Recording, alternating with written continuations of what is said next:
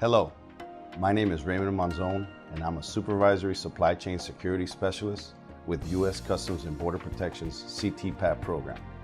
The following video, filmed at CBP's Container Exam Station at the Port of Miami, will demonstrate how to conduct a proper container inspection in order to comply with CTPAT's minimum security criteria.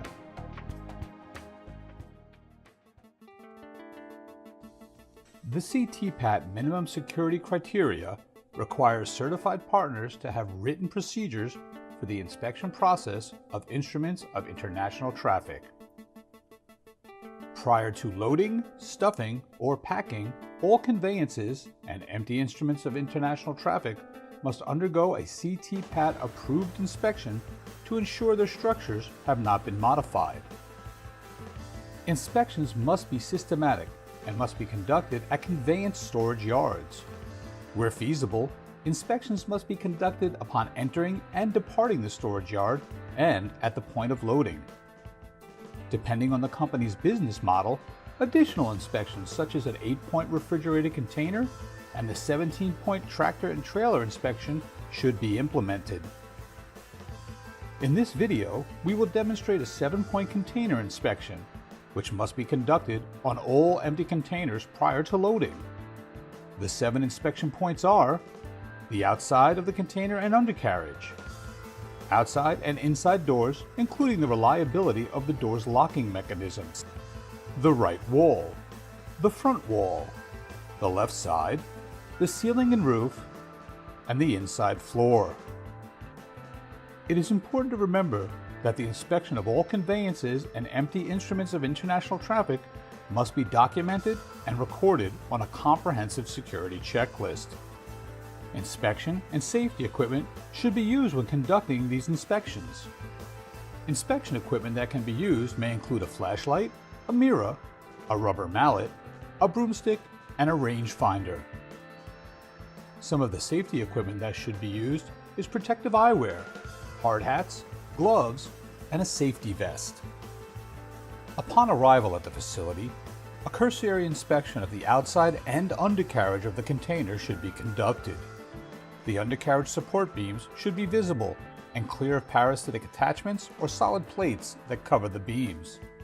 Use a mirror and flashlight to access hard-to-see areas. At the loading dock, check the outside and inside of the doors, and check that the locking mechanism is reliable and shows no sign of damage. The container door should be open to verify that the container is actually empty and acceptable for loading.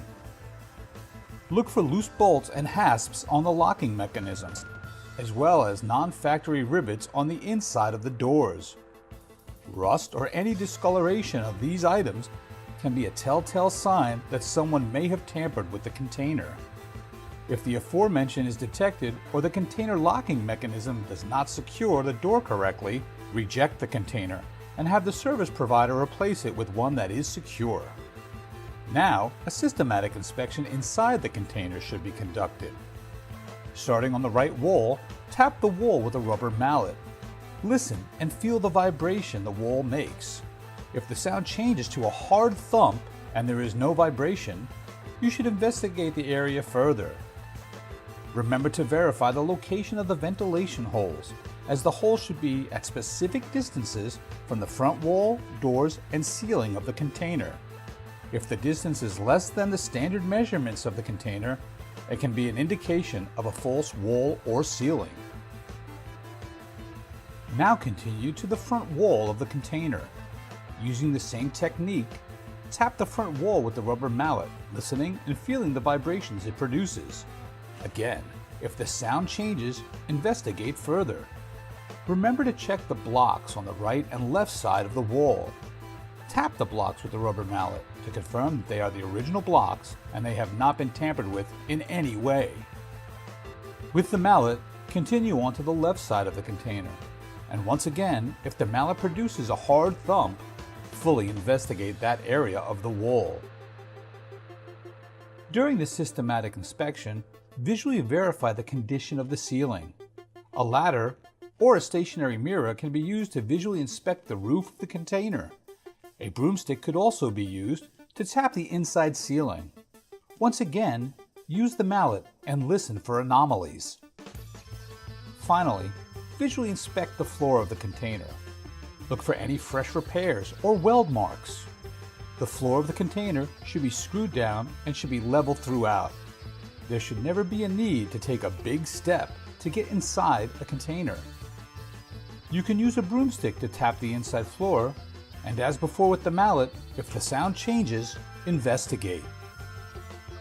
A rangefinder can be used to measure the length of the inside of the container. Stand outside of the container doors and place the rangefinder directly above the door opening. The rangefinder should read 20, 40, 45 feet or more depending on the length of the container that is being loaded. If the length of the container is off by even a couple of inches, go back and investigate the front wall further.